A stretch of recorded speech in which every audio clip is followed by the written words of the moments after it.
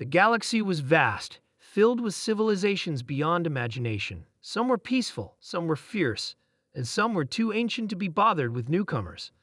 The Federation of Planets had been formed to maintain peace among them all, and in that federation, the most prestigious school was the Universal Academy, a place where species from all corners of the galaxy came to learn and interact. On a quiet day in the Academy's large lecture hall, a new topic was about to be introduced. The students, a mix of various alien races, sat in rows, their eager faces reflecting the glowing screens in front of them. Their teacher, a towering figure from the planet Nithar, adjusted his dark robes and stood before the class. Today, we will study one of the most infamous species in the galaxy, humans. The students, many of whom had heard of Earth but never actually interacted with humans, leaned forward in their seats. Their species had long considered Earth to be a backwater planet, inhabited by primitive creatures. But the teacher's tone was serious, and a ripple of curiosity spread through the room. "You have heard the stories, no doubt," the teacher began, his voice deep and gravely. "Humans are often depicted as weak, divided, and uncivilized. But that, my students, is a misconception. The truth is far more frightening." The students exchanged nervous glances. What could be so terrifying about humans? Some of the more confident ones from powerful species chuckled to themselves, but there was a certain weight in the teacher's voice that suggested this wasn't a joke.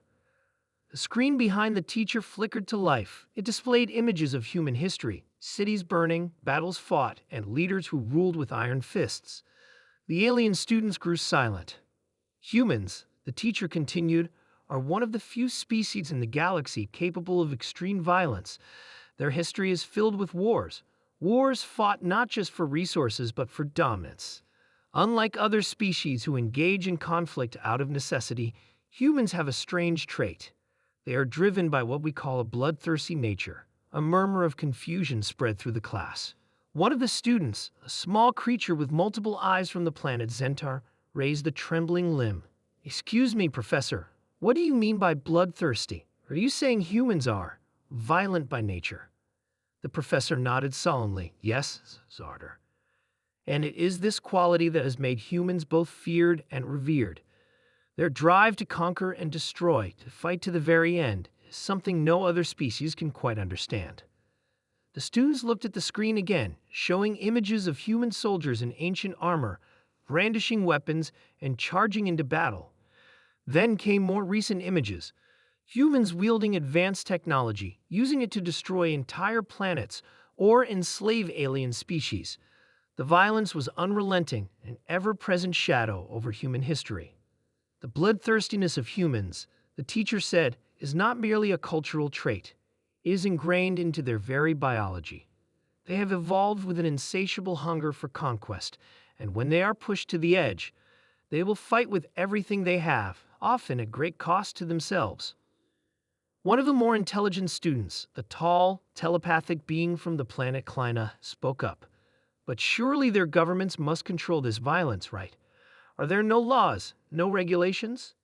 The teacher paused, considering the question. "Yes, there are laws. But when it comes to war, humans often throw away the rules. They have a history of engaging in conflicts that no other species would dare. They've fought wars over ideological differences, for resources, and even for the most trivial reasons. And when it comes to the battlefield, they will do anything to win." The students were now completely still, their once confident attitudes replaced by unease.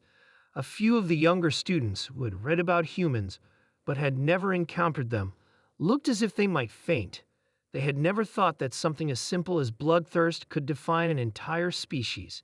They had assumed that the more advanced a species was, the more peaceful they became. But humans were not like that at all. "And now," the teacher continued, "the humans are coming to the Federation.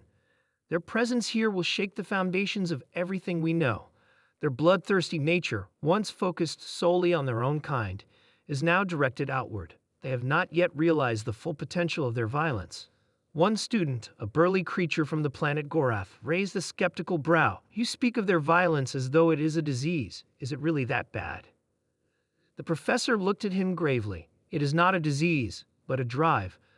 The hunger for blood is so deeply rooted in their species that even the most peaceful human can be pushed to the point of destruction. We have records of human civilizations nearly wiping themselves out due to internal conflict, only for them to rebuild and continue the cycle. Their tenacity, combined with their tendency for aggression, makes them both dangerous and unpredictable. But another student, a young insectoid from the planet Vortax, whispered in fear, "But how can we stop them? How can we live alongside them?" The professor's eyes narrowed. That is the question that we all must answer. The Federation has placed its trust in the peacekeepers, but even they are wary of what humanity might do. They are not like the other species we have encountered. Humans will not be satisfied with coexistence. They will test our limits. And when they do, we must be ready. The tension in the room grew. For the first time, the alien students were afraid. The idea that humans could be this unpredictable, this dangerous, was a concept they were not prepared to face. They had always believed that peace was achievable if enough intelligence and technology were involved. But with humans, it seemed like there was something deeper, something dark at their core that could not be avoided.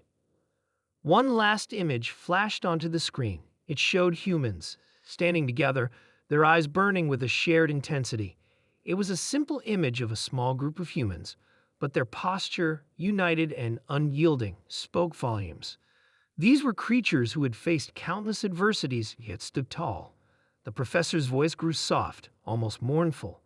There is a saying among humans: when the time comes, they will not go quietly into the night. It is both their greatest strength and their greatest weakness. The bell rang, signaling the end of the class. The students slowly began to file out of the lecture hall, their minds buzzing with fear and uncertainty.